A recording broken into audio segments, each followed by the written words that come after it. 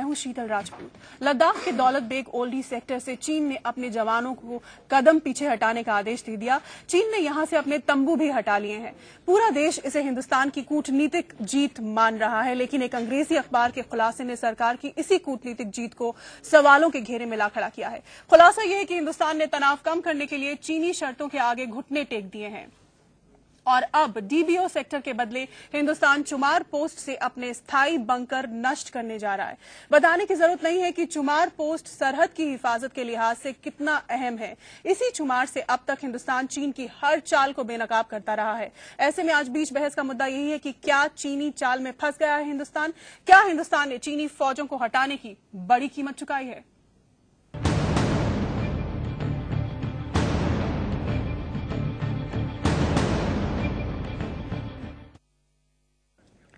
और इस पे बात करने के लिए हमारे साथ रिटायर्ड जनरल प्रताप सिंह जुड़ गए हैं और साथ ही हमारे साथ एक और मेहमान जुड़े हैं। कुछ और मेहमान हमारे साथ जुड़ने वाले हैं। सबसे पहले जनरल प्रताप सिंह के पास मैं जाऊंगी। जनरल सिंह, ये कहा जा रहा है, ये एक अखबार के हवाले से ये खबर आई है कि इस तरह की कॉम्प्रोमाइज भारत ने की है, जबकि भारत का ये क्लेम है कि नहीं, हमने किसी तरह का कोई कॉम्प्रोमाइज नहीं किया है। और अगर वाकई ये कॉम्प्रोमाइज हुआ है तो ये कितना खतरनाक है हमारे लिए सुरक्षा के लिहाज से? देखिए, विदेशी पत्रकारों का काम है कि कुछ न कुछ टिप्पणियां अवश्य करनी। भारतीय सेना ने और भारतीय नीतिकारों ने बड़ी सूझ समझ के साथ एक विषम स्थिति को बड़े साधारण तरीके से सुलझाया है। सामरिक स्थान जो बहुत महत्वपूर्ण है, ये पूरी लाइन ऑफ कंट्रोल के साथ साथ हैं। कुछ स्थान ऐसे हैं जिनकी सामरिक स्थिति बहुत सीरियस होती है और कुछ स्थान ऐसे हैं जहां से कि हम दुश्मन की हरकतों को बड़े गौर से और अच्छी तरह से देखते रहते हैं। इसलिए ये जो फैसला किया गया है, ये फैसला बिल्कुल ठीक किया गया है ताकि स्थिति नियंत्रण में रहे और भारतीय सेना अपना कार्य जैसे पहले कर रही थी ठीक उसी प्रकार करती रहे।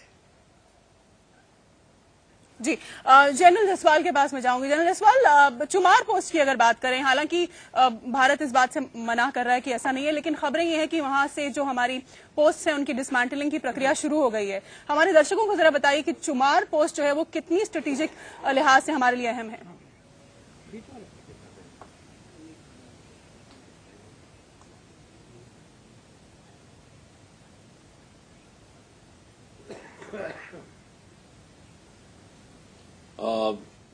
इसको दोहराने की जरूरत नहीं है कि चुमार पोस्ट जो है, इस लिहाज से कोई भी पोस्ट जो हमारे एलएसी के ऊपर है वो बहुत ही महत्वपूर्ण है, लेकिन वहां पर कौन से हमने जो है डिसमेंटल करने के लिए माना है, मैं उसके बारे में वाकिफ नहीं हूं क्योंकि खबर ग्राउंड की है, मेरे पास कोई ऐसी रिपोर्ट नहीं है।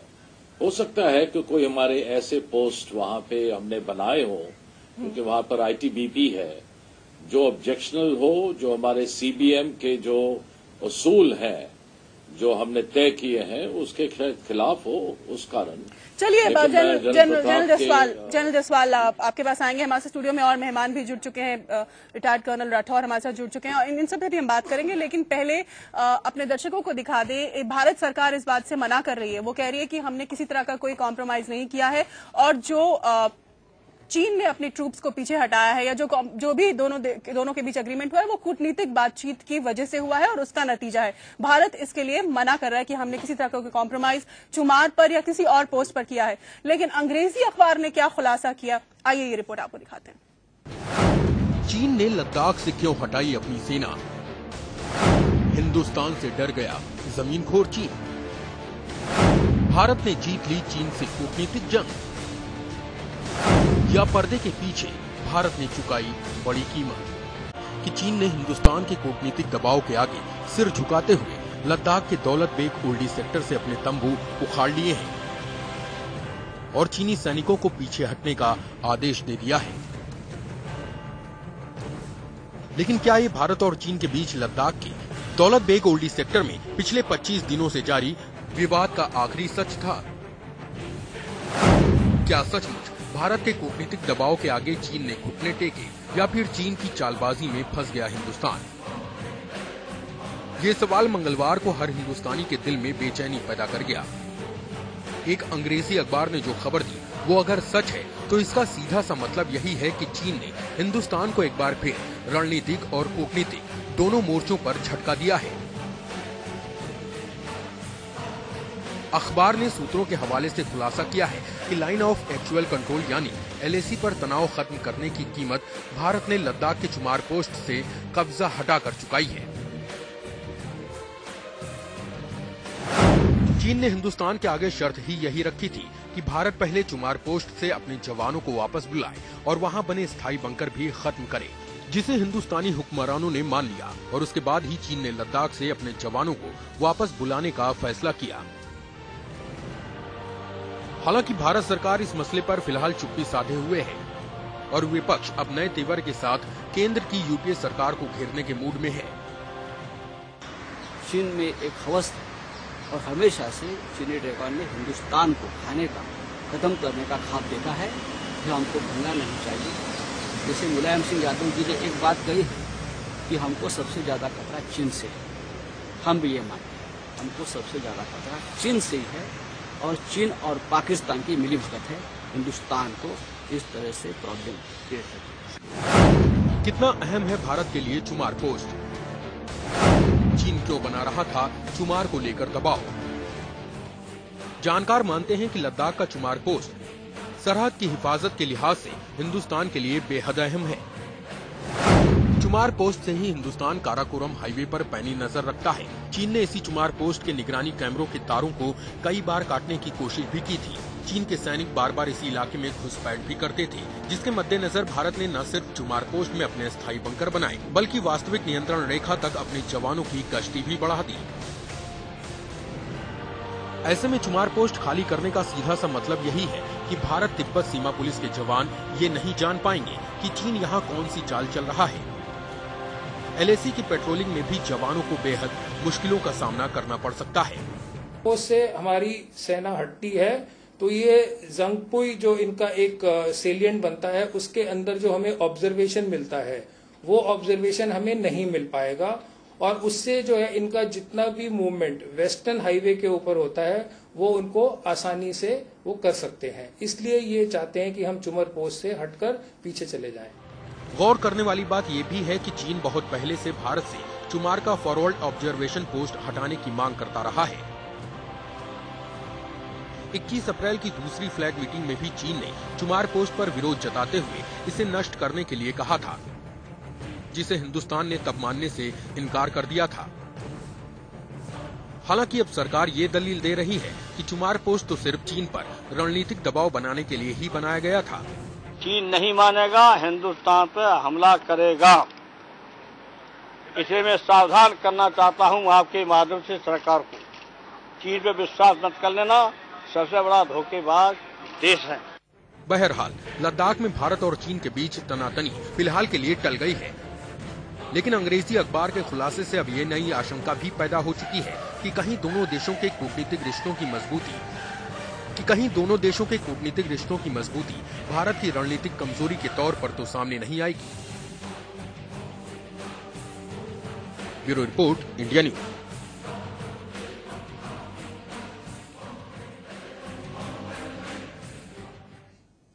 और इस वक्त हमारे साथ स्टूडियो में खास मेहमान जुड़ चुके हैं। हमारे साथ रक्षा मामलों के जानकार कर्नल US राठौर स्टूडियो में मौजूद हैं। साथ ही हमारे साथ 1962 की जंग लड़ चुके दो बहादुर फौजी हैं जिन्होंने चीनियों को अच्छी तरह से सबक सिखाया था। एक हमारे साथ मौजूद हैं हवलदार रिटायर्ड निहाल सिंह यादव और साथ ही हमारे साथ मौजूद हैं कैप्टन आसाराम यादव। इन सबसे हम बात करेंगे और इनके अनुभव क्या रहे हैं चीन की फौज के साथ में, और भारत अगर घुटने टेक रहा है तो इस कदर क्यों डर रहा है, क्योंकि ये दोनों बहादुर फौजी जो यहाँ मौजूद हैं, इन्होंने 1962 में जो एक बेहद प्रसिद्ध युद्ध हुआ था दो जगहों में, चुशूल में लद्दाख में और रिजांगला में, जहां पर भारतीय फौज को अपर हैंड था और उन्होंने चीनियों को धूल चटा दी थी। ये दोनों फौजी उस वक्त उस जंग में मौजूद थे। हम इनके अनुभव भी जानेंगे, लेकिन सबसे पहले कर्नल राठौर, चुमार में अगर भारत सीसीटीवी कैमरे लगाता है, वहां पोस्ट अपनी लगाता है, तो क्यों ना लगाए? चीन को क्या इससे दिक्कत है? देखिए, चुमार पोस्ट कोई नई पोस्ट नहीं है। चुमार पोस्ट बहुत पुरानी पोस्ट है। ये इसका कंट्रोल आईटीबीपी के पास था। आप ये देखें कि जो अभी चाइनीज ने टेंट लगाए थे, ये नॉर्दर्न लद्दाख में लगाए थे। उस जगह से चुमार पोस्ट कम से कम 180 से 200 किलोमीटर नीचे है। तो नॉर्दर्न लद्दाख में जो उन्होंने अतिक्रमण किया था, उससे हटने के लिए ये कहना कि आप चुमार पोस्ट में जो आपने ऑब्जर्वेशन पोस्ट बनाया है उसे डिसमेंटल करो, ये शर्त थोड़ी समझ में नहीं आई। नॉर्दर्न लद्दाख में दौलत बेग ओल्डी के दक्षिण में इन्होंने आकर के 19-20 किलोमीटर अंदर ये अपना अतिक्रमण किया था, और ये जो आपस में बात हुई कि आप चुमार पोस्ट के ऑब्जर्वेशन पोस्ट को खाली करो, ये बात समझ में नहीं आई। चुमार पोस्ट कोई नई पोस्ट नहीं है, ये पुरानी पोस्ट लेकिन है। उनको चीनी लोगों को, जो फौजी हैं, उनको पीएलए को ये शिकायत है कि भारत कुछ ज्यादा एक्टिव हो गया है पिछले कुछ सालों से। वहां पर न सिर्फ ऑब्जर्वेटरी पोस्ट वहां बनाई हैं, बल्कि वहां पे कैमरे लगाए हैं सर्विलांस के लिए, बहुत ज्यादा इंफ्रास्ट्रक्चर वहां खड़ा किया है, जिसको लेके आपत्ति है चीन को। देखिए, चीन ने लद्दाख में सन 50 से अपना इंफ्रास्ट्रक्चर बनाना शुरू किया। सन 50 से 56-57 में ये वेस्टर्न एक्सप्रेस, जिसको कराकोरम हाईवे आप कहते हैं, ये 56-57 में बनाया। उस समय हमें पता नहीं चला। अगर वो वहां पर 56-57 से लद्दाख में अपने लिए सड़कें बना रहा है, अपने लिए मिलिट्री के बाकी साजो सामान इंफ्रास्ट्रक्चर खड़ा कर रहा है, हमने तो कभी आपत्ति नहीं की। तो दिक्कत यही तो सवाल है कि चीन 50 के दशक से वहां सक्रिय है और कुछ ना कुछ वहां लगा हुआ है। पाकिस्तान कराकोरम पास और हाईवे बनाने में उन्होंने पाकिस्तान की मदद ली थी, दोनों देशों ने मिलकर ये काम किया था। तो अगर भारत अपनी सुरक्षा के लिहाज से कुछ कर रहा है और अपनी सीमा के अंदर जिसे वो मानता है, तो फिर क्या चीन को दिक्कत होनी चाहिए? हमारे साथ जनरल प्रकाश सिंह भी मौजूद है। जनरल सिंह, वाकई अगर भारत वहां से अपनी डिसमेंटलिंग प्रक्रिया शुरू कर देता है या जो कैमरे वहां लगाए हैं वो हटा देता है, तो स्ट्रेटेजिकली हमें क्या नुकसान हो सकता है? कौन सी इस कदर जानकारी है जो हमसे छिप सकती है इसके बाद?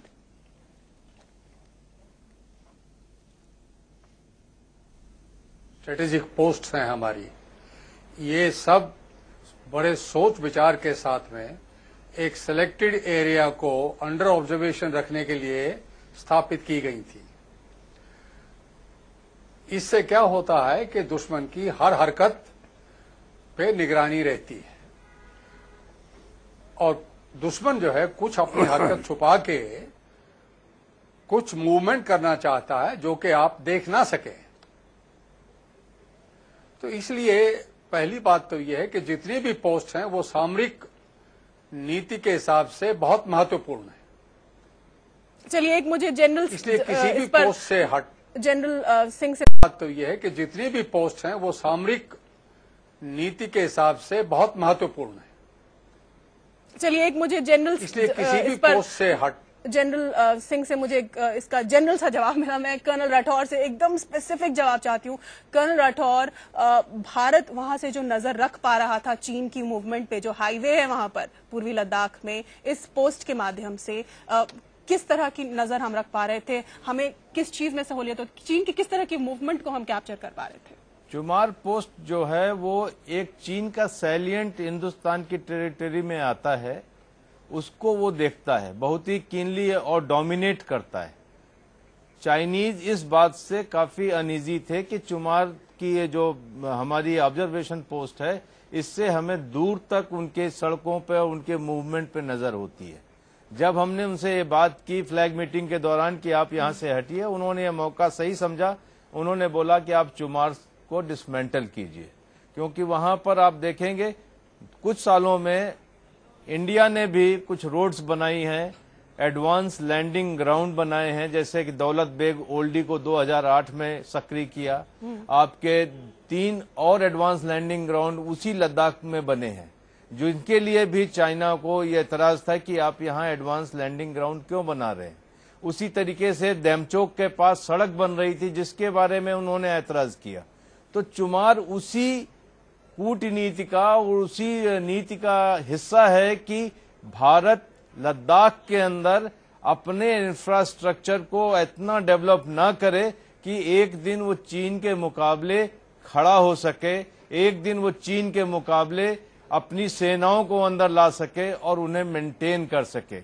आज की तारीख में नॉर्दर्न लद्दाख जैसे आप बात करती हैं दौलत बेग ओल्डी की, या दौलत बेग ओल्डी की आपने बात की। एक और सवाल जो मेरे दिमाग में आ रहा है वो ये कि दौलत बेग ओल्डी में जो इन्होंने टैक्टिक यूज की कि भारत को यहां दबाव में लिया जाए, यहां हम 19 किलोमीटर अंदर तक घुसे चले आ रहे हैं, चीन की मैं बात कर रही हूं। दौलत बेग ओल्डी की अहमियत सामरिक तौर पर स्ट्रेटेजिकली क्या है जो चीन ने इसका इस्तेमाल किया भारत को परेशान करने के लिए और भारत को दबाव में लेने के लिए? देखिए, अगर एक यहाँ पर मैप होता तो ये समझाना बहुत आसान था। दौलत बेग ओल्डी और कराकोरम पास ये जगह सिर्फ इतनी है जिससे चीन और पाकिस्तान अलग होते हैं। एक तरफ अक्साई चीन का इलाका जिसको चीन ने कब्जा किया सन 50 के दशक में, इस तरफ आपका सक्सगाम वैली है जो कि पाकिस्तान ने चीन को दे दी 51,000 स्क्वायर किलोमीटर, और उसके बाद सियाचिन का इलाका पड़ता है, उसके बाद पाक अधिकृत कश्मीर पड़ता है। ये हमेशा से दोनों की ये बात रही है और हिंदुस्तान में भी लोग कहते रहे कि आप पाकिस्तान से तो अकेले निपट सकते हैं, चीन से भी अकेले निपट सकते हैं, लेकिन अगर चीन और पाकिस्तान साथ है तो क्या आप निपट सकते हैं? जो कि है। आज दौलत बेग ओल्डी वो बीच में एक अंगूठा जैसा फंसा हुआ है। अगर वो चीज हट जाती है तो चीन और पाकिस्तान का ज्वाइंट थ्रेट हिंदुस्तान को देखना पड़ेगा, और वो उसका थ्रेट का सबसे बड़ा जो नतीजा आएगा वो लेह पर आएगा। बिल्कुल। जनरल जसवाल के पास मैं जाना चाहूंगी। जनरल जसवाल, दौलत बेग ओल्डी जो है वो कितना अहम है भारत के लिए सामरिक तौर पर, ये अभी अभी हमें कर्नल राठौर ने बताया, और शायद इसीलिए चीन ने इस्तेमाल किया दौलत बेग ओल्डी का फौजों को अंदर घुसाने के लिए, भारत को दबाव में लेने के लिए।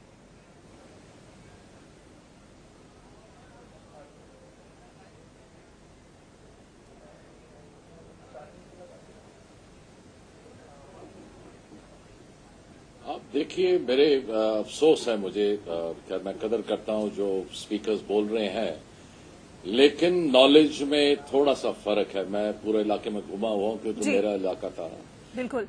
ये कहना कि वहां से डीबीओ से पाकिस्तान के साथ में मिलाप कर लेना, ये ठीक है, हो सकता है, लेकिन कितना मुश्किल है ये जो ग्राउंड के ऊपर सर्व करते हैं और जब कॉम्बैट रेशियोज वर्कआउट करते हैं, कितना मुश्किल होगा, जिसे हम एक बेयर हग कहेंगे, ये वाकई बहुत मुश्किल है। जहां तक चुमार का सवाल आप जो पूछ रहे थे पहले, देखिए वहां से ऑब्जर्वेशन नहीं है, वो एक इंग्रेस रूट के ऊपर इम्पोर्टेंट आईटीबीपी की डिप्लॉयमेंट है।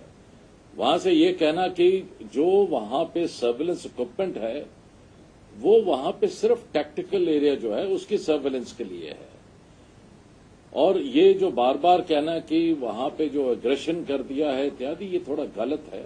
आप मेरे ख्याल से ये जाहिर करके थोड़ा सा दुनिया का, अपने जो हिंदुस्तानी है उनको भी थोड़े मिसलीड कर रहे हैं। आई वुड रेकमेंड कि जो भी ये हुआ है उसको सही तरीके से समझें कि ये एक ट्रांसग्रेशन है जो हर साल तकरीबन 225 से 250 होता है। ये भी एक ट्रांसग्रेशन था। ये कहना कि हमने चुमार में घुटने टेक दिए हैं इत्यादि, ये मेरे ख्याल से गलत होगा कहना। हो सकता है कि वहां पे हमने कोई ऐसी सर्विलेंस डिवाइस लगाई हो जो ऑब्जेक्शनेबल लाइन में आ गई हो, उसको शायद ऑब्जेक्ट किया होगा। नहीं तो चुमार में हमारा पक्का पोस्ट है वहां पर, मैं गया हूं खुद वहां पर, और वो एक इम्पॉर्टेंट इंग्रेस रूट के ऊपर है। तो हमने कोई घुटने नहीं टेके हैं। जो कॉन्फिडेंस बिल्डिंग मेजर के तहत अगर कोई गलती से वायलेशन हो जाती है ऑन ग्राउंड और चीन ने अगर उसको हमें आगाह कराया है और उस पर हमने कोई कार्रवाई की है तो कोई घुटने टेकने वाली बात नहीं है इसमें, क्योंकि बाउंड्री क्वेश्चन चल रहा है अभी तक। जनरल जब तक डिसाइड नहीं होता है तो ये नॉर्मल है। जनरल, आप ये यानी इस बात को आप मान रहे हैं कि भारत ने कोई शायद वायलेशन की होगी जिस पर चीन ने आपत्ति जताई होगी और इस वजह से भारत ने वहां पर जो भी डिसमेंटलिंग की या जो भी कदम उठाया वो किया, इस बात को आप मान रहे हैं? नहीं,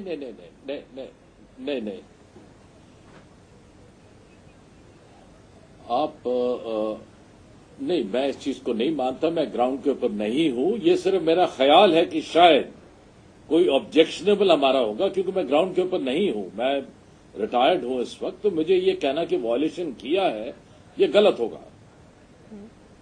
बिल्कुल। कर्नल राठौर, इस पर आपका एक कमेंट चाहूंगी। देखिए, दो चीजों के बारे में कहना चाहूंगा। देखिए, अगर चुमार अनइम्पॉर्टेंट है, चुमार से आप वेस्टर्न हाईवे के ऊपर निगाह नहीं रखते हैं, जो कि मैप देखने से लगता है कि चुमार से आप वेस्टर्न हाईवे पे निगाह नहीं रख सकते हैं, तो चीन को चुमार से इतना इंटरेस्ट क्यों है? बिल्कुल। चीन को चुमार से इतना डर क्यों है? क्योंकि वो 180 किलोमीटर ऊपर जाकर इंक्रोचमेंट करता है और जब बात चलती है, उससे बातचीत होती तो कहता है आप चुमार पोस्ट के ऑब्जर्वेशन को डिसमेंटल कीजिए। इसके पीछे कोई तो कारण होगा। अगर ये कारण है, चुमार आपको मैं बता दूं लाइन ऑफ एक्चुअल कंट्रोल से बहुत पीछे। चुमार की एक स्थिति और है, चुमार आपके कश्मीर और हिमाचल प्रदेश के बॉर्डर पे पड़ता है। ये जगह जो है आपको वो किस तरीके से, किस बिना पे कहते हैं कि आप इसे डिसमेंटल कीजिए, और आपसे जो पिछली बॉर्डर टॉक्स हुई थी उसमें यह कहा गया था कि कोई भी पक्ष अपने एलएसी के पास कुछ नहीं बनाएगा। ये बात समझ में नहीं आई है, लेकिन चुमार की सौदेबाजी जो हुई है ये गलत है। बिल्कुल। मैं इस पर जनरल प्रकाश सिंह से एक सवाल पूछना चाहूंगी। जनरल प्रकाश सिंह, कुछ समय पहले रिपोर्ट्स आई थी, खबरें छपी थी कि चीन ने क्या किया है कि पूरा का पूरा जो इलाका है लद्दाख का और खासतौर से अक्साई चिन का, उसको एक तरह से रेप्लिकेट किया है अपने किसी प्रोविंस में, और जो कि बहुत ज्यादा बड़ी जमीन है जहां उसको रेप्लिकेट किया, और वहां उसकी जो फौज है, उसके जो ट्रूप्स है, वो वहां पे बाकायदा रिहर्सल करते हैं, प्रैक्टिस करते हैं कि अगर इस तरह के हालात में, इस तरह के कंडीशंस में, इस तरह के टेरेन में हमें लड़ाई करनी पड़े तो हम उसके लिए तैयार हो। तो जब वो इतनी एडवांस स्ट्रेटेजी बना सकता है तो भारत क्यों नहीं अपनी सुरक्षा के लिए कदम उठा सकता? जनरल प्रकाश सिंह, ये कोई नई बात नहीं है। हर फौज बिल्कुल दुश्मन के क्षेत्र को अपने यहां रेप्लिकेट करके या बिल्कुल ठीक उसी प्रकार का इलाका छाट के और अपनी सेनाओं को ट्रेनिंग देती है। इसका मतलब ये नहीं है कि केवल उसी क्षेत्र में आक्रमण किया जाएगा। आक्रमण करने से पहले बहुत कुछ आकलन करना पड़ता है, लेकिन ये सच है कि ऐसे क्षेत्रों को छांटा जाता है जहां हमें जाना है, वहां की हम अच्छी तरह से ज्योग्राफी समझ लें और उस क्षेत्र पे किस तरीके से हमारी पॉलिसी हम इम्प्लीमेंट करेंगे।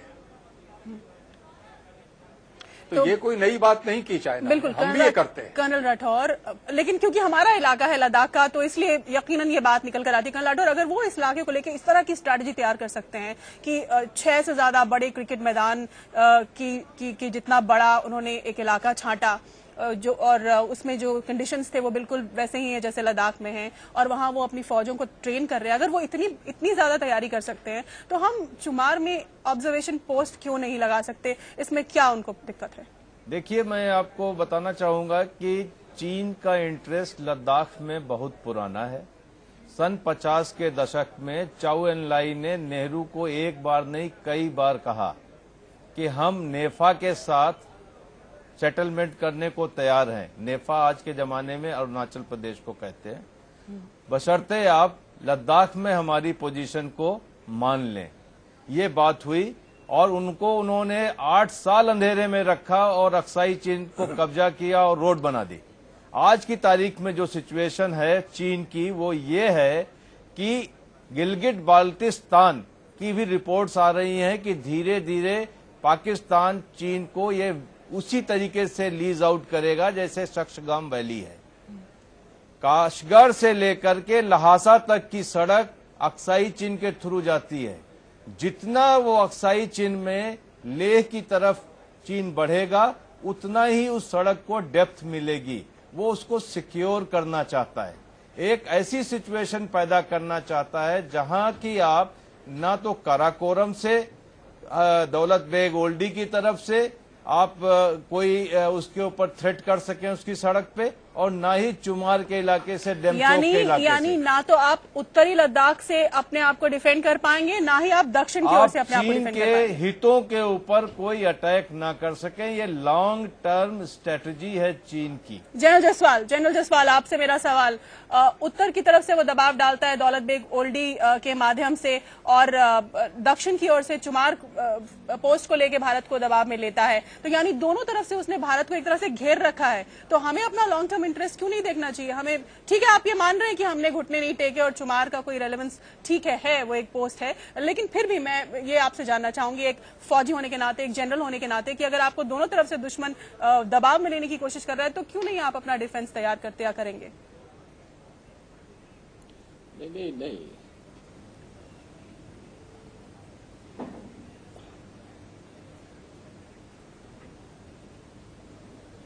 नहीं, आप समझ नहीं रहे हैं इस चीज को। मैंने कभी नहीं कहा कि चुमार जो है वो इम्पोर्टेंट पोस्ट नहीं है। ये बहुत एक इम्पोर्टेंट इंग्रेस रूट जिसपे मतलब कि चीन आ सकता है, और ये सही कारणों में कि ये नॉर्थ ऑफ हिमाचल और लद्दाख के बॉर्डर के ऊपर है। जो मनाली से रोहतांग से होकर जो रूट आता है वहां से चुमर से होके तकरीबन 50-60 किलोमीटर में ऑफ हैंड याद नहीं है, वो अंदर जा सकते हैं, उसको इंटरडिक्ट कर सकते हैं। तो उसकी इंपॉर्टेंस अपनी है, वो नहीं मैं कह रहा हूं, लेकिन वहां से ये कहना कि हम उनके जो हाईवे है उसके ऊपर सर्विलेंस कर सकते हैं, वो थोड़ा गलत है, क्योंकि मैं जमीन पे गया हूं वहां पे।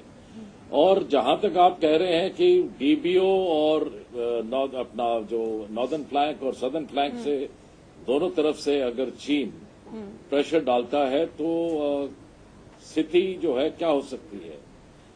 स्थिति कोई भी हो, चाहे नॉर्थ में करता है चाहे चुमार में करता है, अगर हमारे पास में इतने ट्रुप्स हों जो आइडियल कॉम्बैट रेशो प्रोवाइड कर सके तो कहीं भी वो कर सकता है, हमें उसका खौफ नहीं है। लेकिन ये मैं दोबारा दोहरा रहा हूं कि चुमार में शायद हमारा कोई ऐसा ऑब्जर्वेटरी पोस्ट या सर्विलेंस डिवाइस हमने लगाई हो जिसको शायद सीबीएम के तहत ऑब्जेक्शनेबल हो, और क्योंकि ये बहुत जरूरी है कि हम आपस में कॉन्फिडेंस बिल्डिंग मेजर्स को कायम रखें, शायद उसके कारण जो है हमने एग्री किया होगा, क्योंकि जानबूझ के वॉयलेशन नहीं होगी। हो सकता है वहां पर कुछ हो, जो उन्होंने बोला इसको नहीं हम एक्सेप्ट करते हैं, लेकिन चुमार पोस्ट को डिसमेंटल करना ये कदे भी ठीक नहीं होगा, और वो तो टोटली गलत होगा, और हिंदुस्तान मुझे पूरा विश्वास है कि कभी भी नहीं मानेगा। यही हम सब भी कह रहे हैं, और भारत भी लगातार यही कह रहा है कि इस तरह का कोई एग्रीमेंट नहीं हुआ है, कोई कॉम्प्रोमाइज नहीं हुआ है। डिप्लोमेटिक जो टॉक्स हुए कूटनीतिक स्तर पर, उन्हीं का नतीजा ये हुआ कि चीन ने अपनी फौज को वापस पीछे ले लिया। खैर, चीन से यही हम सब भी कह रहे हैं, और भारत भी लगातार यही कह रहा है कि इस तरह का कोई एग्रीमेंट नहीं हुआ है, कोई कॉम्प्रोमाइज नहीं हुआ है। डिप्लोमेटिक जो टॉक्स हुए कूटनीतिक स्तर पर, उन्हीं का नतीजा ये हुआ कि चीन ने अपनी फौज को वापस पीछे ले लिया। खैर, चीन से हमें डरना क्यों चाहिए और क्यों नहीं चाहिए? जो ग्राउंड पे जिन लोगों को अनुभव रहा है चीन की फौज से दो हाथ करने का, वो लोग हमारे साथ इस वक्त मौजूद हैं। हमारे साथ नरेश चौहान मौजूद हैं न्यूज रूम से, फाउंडर जनरल सेक्रेटरी हैं रिजांगला शौर्य समिति। रिजांगला और चुशुल, जो मैंने इस प्रोग्राम के शुरू में बताया था, दो ऐसे इलाके थे जहां पर चीन की फौज को भारत से मुंह की खानी पड़ी थी। और जहां तक हमारे साथ स्टूडियो गेस्ट की बात है जिनसे मेरी बात हो रही थी इस शो से पहले, उनका कहना था कि रिजांगला में तो खास तौर से 114 हमारी कैजुअलिटी थी और 1700 चीन की कैजुअलिटी थी, यानी 1700 चीनी फौजियों को मौत के घाट उतारा था भारतीय फौज ने। नरेश चौहान हमारे साथ इस वक्त मौजूद है। नरेश जी, हमने रिजांगला में और चुशूल में ये साबित किया कि अगर हम चाहें तो हमारे अंदर उतना बल है कि हम चीन का मुकाबला कर सकते हैं। कम साधन होते हुए भी, उनसे कम साधन होते हुए, कम एक्सपीरियंस होते हुए 62 की बैटल में रिजांगला पोस्ट पर 7.25 रुपए की क्लोथिंग में हमारे जवान, ये कैप्टन आशाराम और हवलदार निहाल सिंह सेना मेडल, इन साथियों ने 13 कुमाऊं के रणबांकुरों ने मेजर शैतान सिंह के नेतृत्व में एक पूरी ब्रिगेड को खदेड़ दिया। मतलब रिजांगला पोस्ट भी एक स्ट्रेटेजिकल पोस्ट थी और एक दिन बाद ही चाइना ने इतनी दहशत रही सीज फायर भी कर दिया था उस बैटल में। तो हमारे जवानों में आज भी वही जज्बा है, आज भी वही कुव्वत है और आज भी चाइना रिजांगला पोस्ट की मार से दहशत खाता है और थर्राता है आज भी, उसकी हिम्मत नहीं पड़ती। तो जो अभी डिस्कशन चल रहा था कि हमने नॉर्थ को चेक कर दिया है, हमने साउथ को चेक कर दिया है, लेकिन मेरा मानना है कि अगर हम रिजांगला पोस्ट को भी, आज वो नो मैन्स लैंड है, हमारी इतनी बड़ी शहादत हुई और इतनी बड़ी जीत हुई, हमारी कूटनीतिक हार हुई होगी 62 में, हमारी स्ट्रेटेजिकल कोई हार हुई होगी 62 में, लेकिन इंडियन आर्मी की 13 कुमाऊं के रणबांकुरों की, मेजर शैतान सिंह की और इन जवानों की उस टाइम भी जीत हुई थी। आज हमें उस जीत के जज्बे को इंडियन आर्मी में कायम करना है, इन जवानों के परिवारों में। और ये जो जवान आते हैं, जैसे हमारा इलाका हरियाणा का, राजस्थान का, अलवर का, जो फौजियों की खान के रूप में मशहूर है, वहां से इनके नाम से अहीर रेजिमेंट थी, वो अहीर के नाम से पूरे लद्दाख में, चाहे वो पेंगतासो लेक का स्पेशल वीआईपी बोट हो, चाहे 114 ब्रिगेड का जो वीआईपी गेस्ट रूम है वो अहीर के नाम से हो, हॉल ऑफ द फेम में मेजर शैतान सिंह का, अहीर का, रिजांगला का, इन रणबांकुरों का सबका जिक्र है। तो इन लोगों को हमें प्रमोट करना चाहिए, इनमें वही जज्बा, कोई हीन भावना इनमें ना आ जाए। और रिजांगला पोस्ट से पहले जो हमारा चुशूल एयर स्ट्रिप था वो अबेंडन कंडीशन में कर दिया गया, और आज भी हमने उसको क्यों अबेंडन कंडीशन में किया हुआ है, आज भी हम चुशूल एयर स्ट्रिप को एक बहुत अच्छा क्यों ना अपना एयरफील्ड और वहां एक स्टेशन एस्टेब्लिश करें। नरेश जी, चुशूल का इस्तेमाल शायद चीनी इतने डरे हुए हैं कि मुझे याद है आज से कई साल पहले चुशूल में एक भारतीय और चीनी फौजों के बीच में एक बास्केटबॉल मैच हुआ था।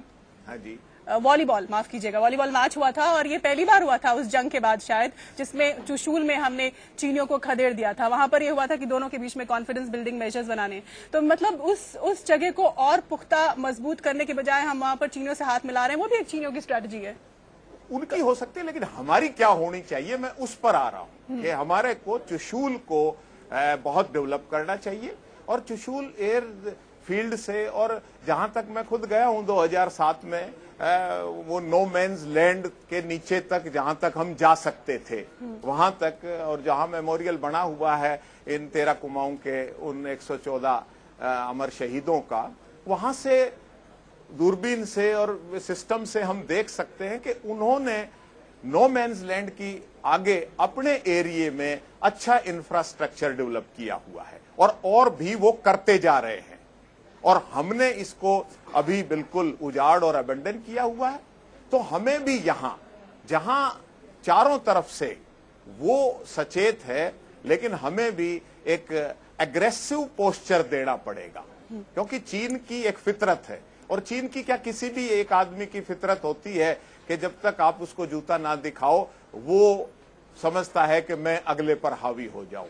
कहते हैं, कहावत है हिंदी में कि भाई मार के भाग जाओ और खा के सो जाओ। तो वो एक स्ट्रेटेजिकल चीज इंडियन आर्मी को भी लेनी पड़ेगी। बिल्कुल, मैं जनरल प्रकाश सिंह के पास जाऊंगी। जनरल सिंह, जैसा कि अभी उन्होंने कहा हमारे खास मेहमान ने कि हमें भी एक अग्रेसिव पोस्चर, जैसा कि हम पिछले कुछ साल से दिखा रहे हैं लद्दाख में, हमने वहां पर अपने सिस्टम को और पुख्ता किया है, इंफ्रास्ट्रक्चर को मजबूत किया है, सर्विलांस बढ़ाई है, तो ये हमें जो अग्रेशन है इसको बरकरार रखना चाहिए, ये नहीं कि हम इसको विड्रॉ कर लें, क्योंकि हम चुशूल और रिजांगला में पहले ही उनको सबक सिखा चुके हैं और ये दोनों जगह जो है ये बिल्कुल अबैंडन्ड है। आज हमें क्यों नहीं इन्हें मजबूत तौर पर और आगे डेवलप करना चाहिए? देखिए, मैं उस क्षेत्र में 1971 से लेकर 73 तक रहा हूं और वहां का कोई भी क्षेत्र नहीं है जहां मैं व्यक्तिगत तौर से अपनी पलटन के साथ ना गया हूं। मैंने रजांगला भी देखा है, चुशुल भी देखा है और बाकी जितने भी इलाके आसपास हैं वो सब पैरों से पैदल छाने हुए हैं। उस समय वहां पर सेना इतनी ज्यादा नहीं थी। 71 की लड़ाई के बाद पूरा मूल्यांकन किया गया वहां का और वहां पर कितनी सेना बढ़ाई जाए, किन किन क्षेत्रों में उसको डिप्लॉय किया जाए और उस डिप्लॉयमेंट के पीछे हमारी सोच क्या थी, वो उस समय किया गया और उसी के बाद धीरे धीरे आज लद्दाख में जो हमारा स्तर है फौज का, वो आप सबको मालूम है। जितनी भी ये बात की जा रही है, ये हम केवल अपनी सोच के हिसाब से कर रहे हैं। वहां के आपके साथ पुराने आर्मी कमांडर हैं, प्रेजेंट कोर कमांडर हैं, इनकी अपनी स्ट्रेटेजिक थिंकिंग है, प्लानिंग है और उसी के हिसाब से किसी भी क्षेत्र को निगलेक्ट नहीं किया गया। हालांकि उनका ये कहना है नरेश जी का कि जो नोमैन्स लैंड में अगर चीन पूरी अपनी सतर्कता बरतता है तो भारत ने क्यों उसे यूं ही छोड़ रखा है। खैर, ये एक अलग मुद्दा हो जाता है। हम बात कर रहे थे कि चीनी फौज के आगे हमें या चीन के आगे घुटने टेकने की जरूरत क्या है जब हमारे पास उतना बल है और हम ऐसा दिखा चुके हैं रिजांगला में और चुशूल में। हमारे साथ इस वक्त स्टूडियो में मौजूद है हवलदार रिटायर्ड निहाल सिंह यादव। हवलदार यादव, आप रिजांगला की जंग में मौजूद थे, चीनियों के साथ आपका अनुभव कैसा है? आप हमारे दर्शकों के साथ बांटें।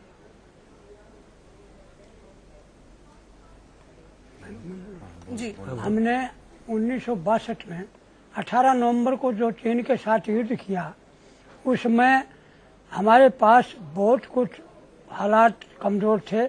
जब उस टाइम हमारे पास हालात कमजोर थे, उस टाइम भी हमने चीन को बहुत बुरी तरह से उस पोस्ट पर, रजांगला पोस्ट पर बहुत बुरी तरह से चीन को मारा और बहुत 3000 आदमियों ने हमला किया और हमारे 124 जवान पोस्ट पर परमवीर मेजर शैतान सिंह को लगाकर हाजिर थे, जिसमें से हमारे कैजुअल्टी हुई 114 की और चीन की 1700 की हुई।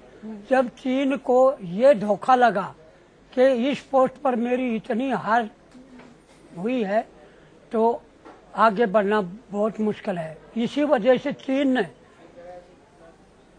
2 दिन बाद में सीज फायर करना पड़ा और हमारा देश अभी, जब तक कोई भी देश लड़ाई करता है, बिल्कुल हवलदार यादव, मैं आपको रोक रही हूँ, मैं बस हम सब ये जानना चाहते हैं हवलदार निहाल सिंह जी, हम और सारे, की उस वक्त का जो आपका अनुभव है जब चीनी फौज सामने थी। आपने बताया कि 124 की संख्या थी आपकी, मतलब हमारे यहाँ पे जो हमारे जो फौजी थे और उधर से इतनी लंबी चौड़ी फौज थी, तो कैसे आपने उनका सामना किया, किस तरह से उनको आपने परास्त किया और उन्हें मुंह की खानी पड़ी?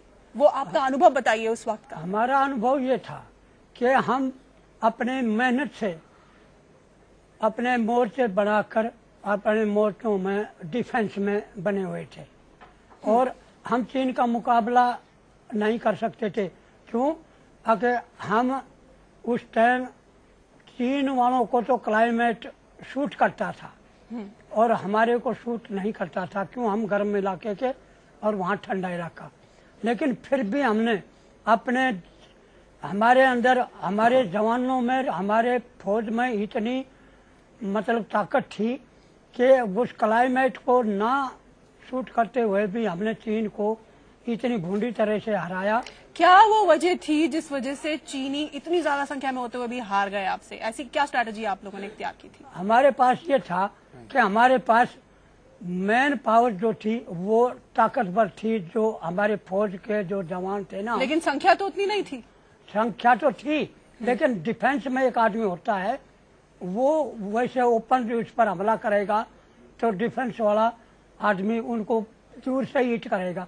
हमने LMG से उनको केवल कितने आदमियों को हिट किया है अपने मोर्चे में से, और यही वजह थी कि हम डिफेंस में थे। और अगर हमारे पास पक्का डिफेंस पहले का बनाया हुआ होता तो चीन के 3000 क्या लाख आदमी भी होते तब भी हम मार नहीं खा सकते। बहुत वाकई जोश से भर देती है ये बात, और ऐसा लगता है कि चीन क्या कोई भी दुश्मन है, हमारी फौज उससे निपटने में बिल्कुल सक्षम है, जो बात जनरल जायसवाल ने भी थोड़ी देर पहले की थी। कर्नल राठौर, फिर थोड़ा सा समझना चाहूंगी, निहाल सिंह जी ने अपना अनुभव बताया, लेकिन ऐसी हमने क्या स्ट्रैटेजी इख्तियार की थी रिजांगला में, चुशूल में, जिसका हमें फायदा हुआ और जिसमें हम कामयाब हुए? और ये मैं क्यों पूछ रही हूँ इसकी वजह एक बाद में बताऊंगी, फिलहाल पहले मैं ये जानना चाहती हूँ। देखिए 1962 में हम प्रिपेयर्ड नहीं थे, हम तैयार नहीं थे लड़ाई के लिए, और हमें ये उम्मीद भी नहीं थी कि चाइना हम पर अटैक करेगा। जहां जहां आप उलटकर चाइनीज के खिलाफ खड़े हुए और वहां पे उनको फाइट दी, वहां वहां चाइनीज ने इस बात को माना कि इंडियन आर्मी लड़ना भी जानती है, ये बात थी। और एक जनरल जो हतोत्साहित हो गए थे, क्योंकि ये पॉलिटिकल क्लाइमेट भी वैसी मतलब थी। वहां हम तैयार थे, तैयार नहीं थे हम, वहां पर हमने लड़ने का फैसला किया। हमने ये फैसला किया हम यहाँ से नहीं हटेंगे, हम यहाँ पर लड़ेंगे।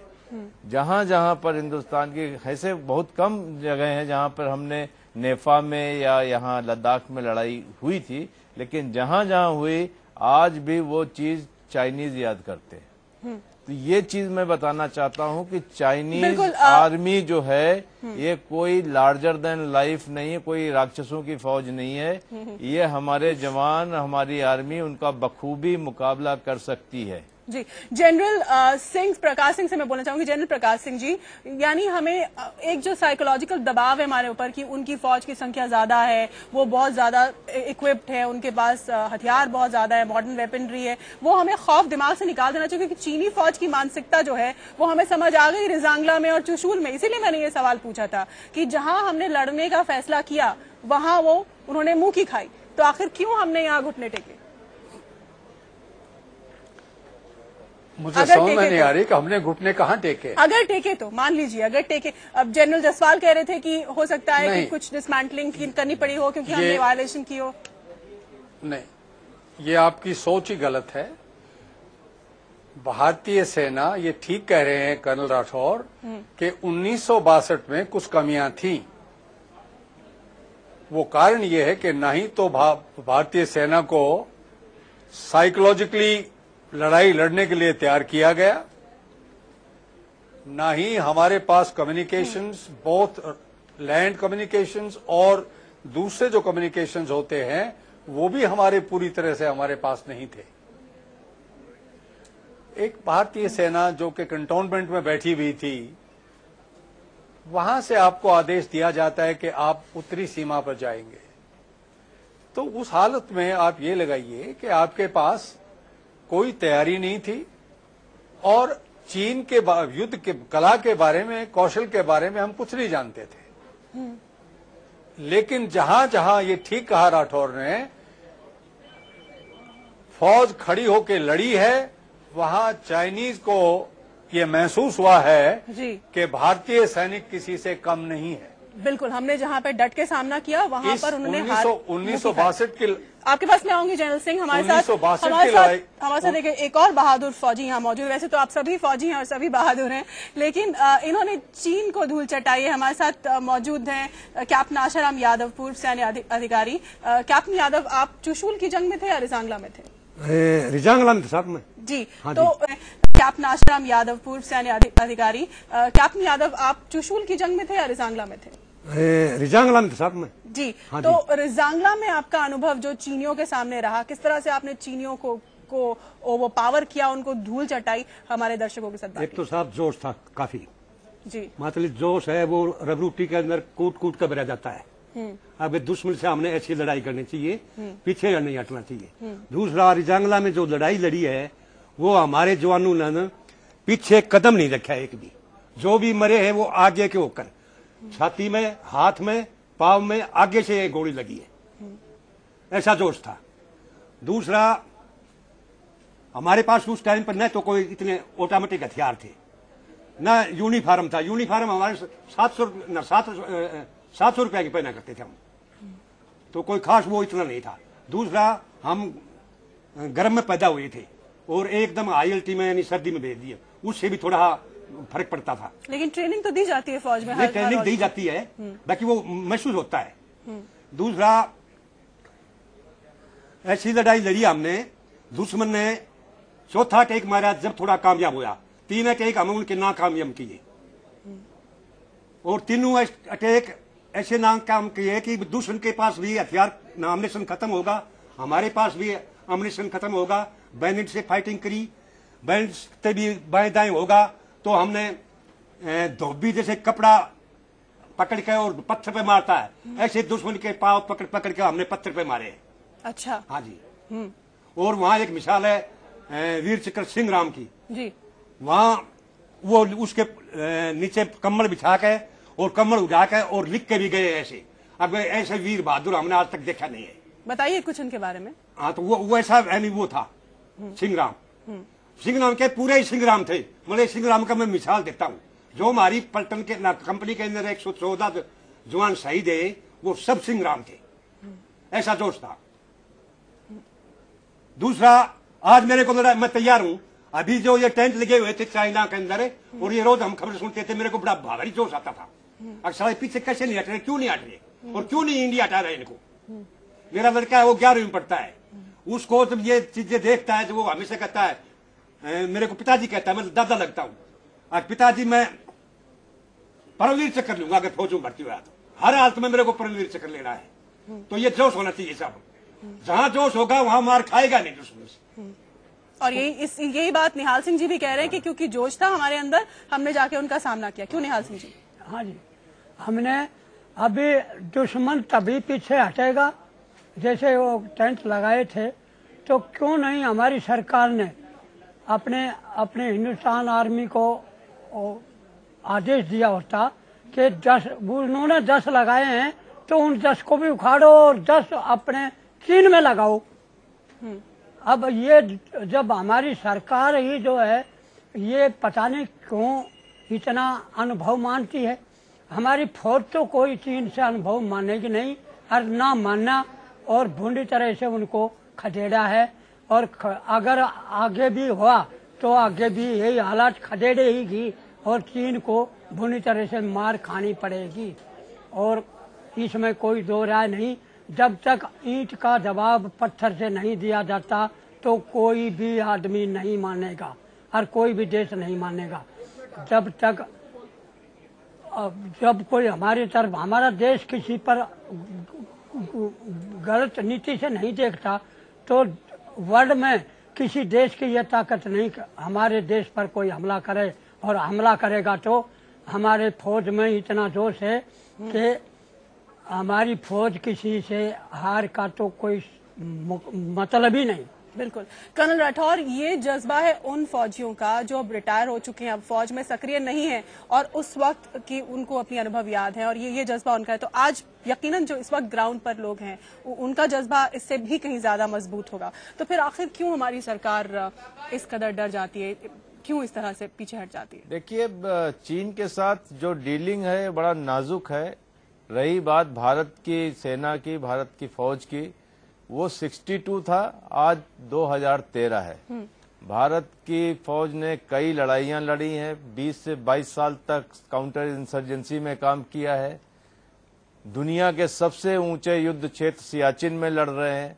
तो ऐसी बात नहीं कि अगर कल हमको ये बात दिखाने के नौबत आई और चीन के साथ 2-2 हाथ करने पड़े तो भारत की सेना जो है वो उनसे कम आएगी, ऐसी बात नहीं। हम अपना अच्छा उदाहरण उनको देंगे, ये बात है। अभी ये जो कूटनीति लेवल पे बात हो रही है कि चीन से कैसे निपटा जाए, आज तक चीन से हमारे को ये समझ में नहीं आया कि हमारा बॉर्डर इशू चीन से क्यों नहीं सेटल हुआ।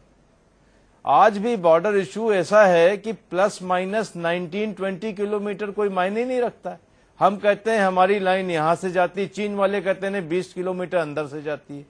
ऐसा कोई मुल्क आप दुनिया में 2 मुल्क दिखा दे जहां पर इतनी अनिश्चितता है बॉर्डर के लेकर के कि 20 किलोमीटर प्लस माइनस हर आदमी। हम ही है जो चीन की सुन रहे हैं। आपको मैंने यहाँ आने के बाद डिस्प्यूट की बात आपके पास आने के बाद मैंने आपको एक मैप दिया था जिसमें कि चाउ एन लाई ने सन 56 में कहा कि अक्साई चीन में चीन की लाइन ये है। उसके बाद सन 60 में चीन ने एक और लाइन खींची, उसके आगे बोला नहीं चीन की क्लेम लाइन ये है। और आज जो ये 5 टेंट लगाए वो क्लेम लाइन के आगे भी लगाए। चीन के 3-3 क्लेम लाइन्स हैं अक्साई चीन के अंदर। और ये मुझे समझ में नहीं आता कि इसको हम इतनी सीरियसली क्यों लेते हैं। आपके पास वो मैप है, उस मैप में आप अगर देखें उसमें चीन के 3 क्लेम लाइन है। चाउ एन लाई ने जवाहरलाल नेहरू को बोला कि ये तो बहुत छोटा मसला है, हम इसे संभाल लेंगे 8 साल कहते रहे। डेन जियाओपिंग ने राजीव गांधी को बोला कि ये चीन का और भारत का बॉर्डर का मामला है, अपनी आने वाली पीढ़ियों के लिए छोड़ देते हैं, हम इकोनॉमिक बात करते हैं। तो ये जो भूल भुलैया का अनिश्चितता का वातावरण चीन पैदा करता है ताकि भारत इस बात को न समझे कि वो चाहता क्या है, उसकी मंशा क्या है। ये बात आज भारत के हुक्मरानों को समझनी चाहिए कि चीन को मेज पे बुलाएं और बोले तुम्हारी मंशा क्या है ये बताओ। मैं जनरल सिंह के पास जाऊंगी, उनको कुछ शायद इस बात से एतराज है। जनरल सिंह, ये माइंड गेम्स जो चीन की हैं, जो हम भली भांति ओवर द ईयर्स समझ चुके हैं, तो क्यों आखिर नहीं हम चीन को सामने बैठाते और स्पष्ट कहते कि अपनी मंशा साफ कीजिए आप। देखिए ऐसा है कि ब्रिटिशर्स ने 1914 में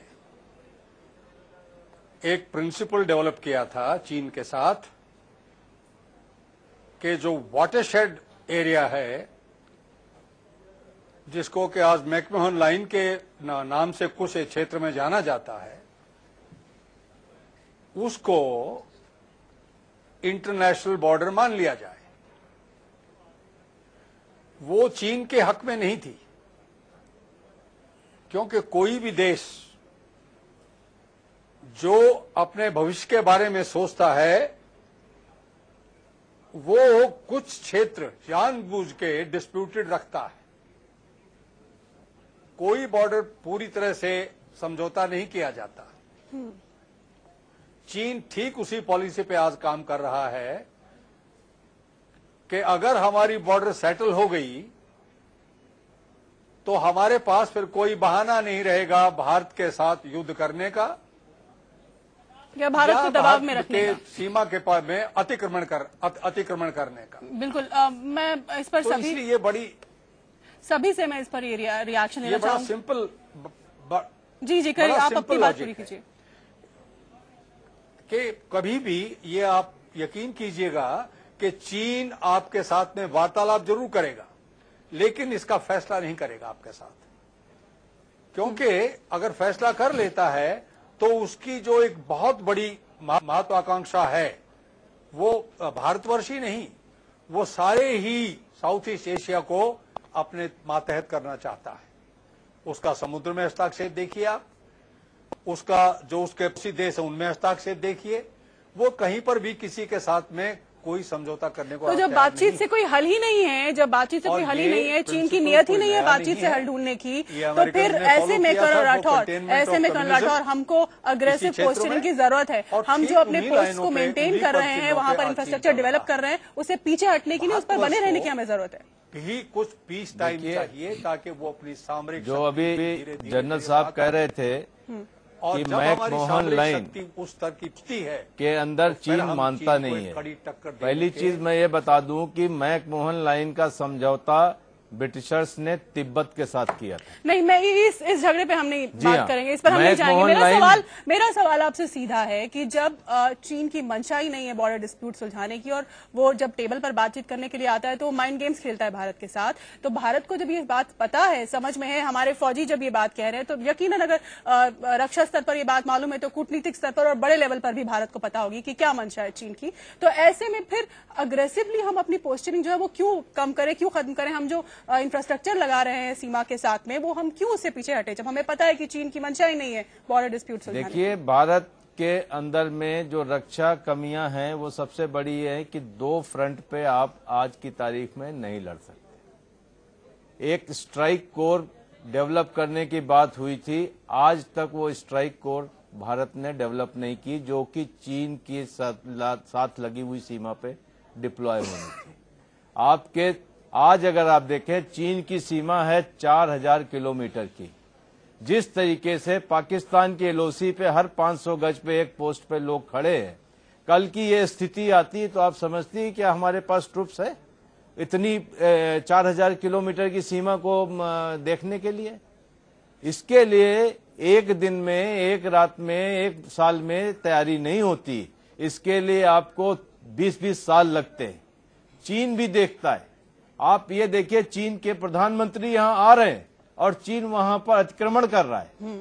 ऐसा कहीं सुना है कि चीन के प्रधानमंत्री 20 तारीख को आ रहे हैं और अप्रैल में अतिक्रमण हो रहा है? ये सब सोची समझी साजिशें हैं। ये चीन भारत का रिएक्शन नापता है, ये इसलिए नाप रहा है, हमेशा नापा है, माइंड गेम्स खेलता है।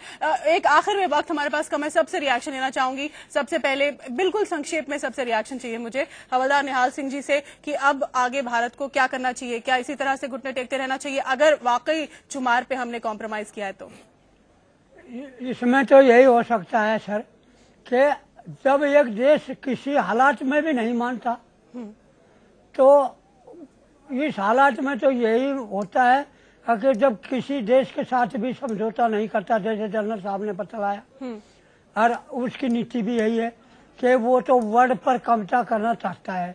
तो हमारा देश अब इतना सन 62 में जो था वो हालात अब भी हमारे देश के नहीं है। उस टाइम तो हमारे पास जैसे कोई तैयारियां भी नहीं थी और ये नारा भी लगाया था कि भाई हिंदू चीनी भाई भाई, ये धोखा हुआ। और अभी जो है हमें ये धोखे के अंदर नहीं आना चाहिए। बिल्कुल, बिल्कुल। अब तो हमें मुकाबला करना चाहिए। बिल्कुल, हमें धोखे में नहीं आना चाहिए, मुकाबला करना चाहिए और कूटनीतिक स्तर पर मुकाबला करना चाहिए। रक्षा स्तर पर भी हम मुकाबला कर सकते हैं।